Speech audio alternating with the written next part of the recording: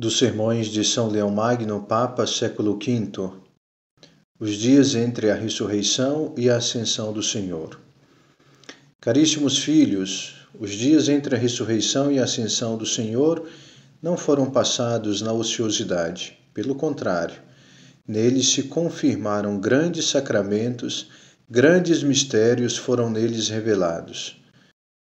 No decurso destes dias foi afastado o medo da morte cruel e proclamada a imortalidade não apenas da alma, mas também do corpo.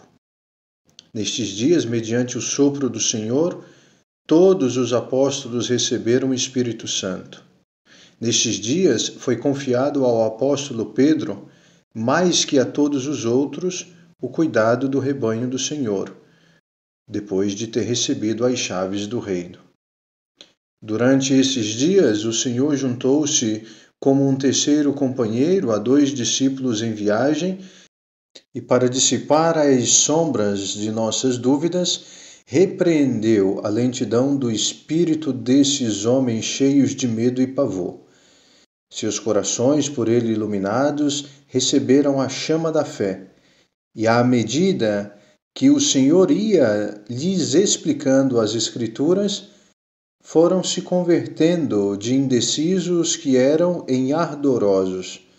E mais, ao partir o pão, quando estavam sentados com ele à mesa, abriram-se-lhes os olhos. Abriram-se os olhos dos 2 discípulos, como os dos nossos primeiros pais.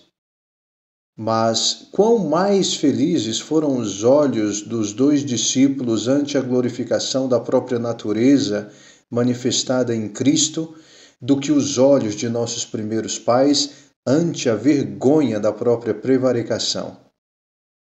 Durante todo esse tempo, caríssimos filhos, passando entre a ressurreição e a ascensão do Senhor, a providência de Deus esforçou-se por ensinar e insinuar não apenas aos olhos, mas também aos corações dos seus, que a ressurreição do Senhor Jesus Cristo era tão real como seu nascimento, sua paixão e sua morte.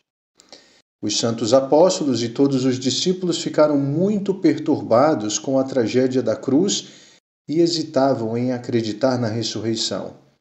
De tal modo, eles foram fortalecidos pela evidência da verdade que, quando o Senhor subiu aos céus, não experimentaram tristeza alguma, mas, pelo contrário, encheram-se de grande alegria.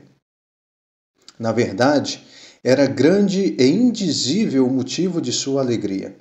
Diante daquela santa multidão, contemplavam a natureza humana que subia a uma dignidade superior à de todas as criaturas celestes, ultrapassando até mesmo as hierarquias dos anjos e a altura sublime dos arcanjos.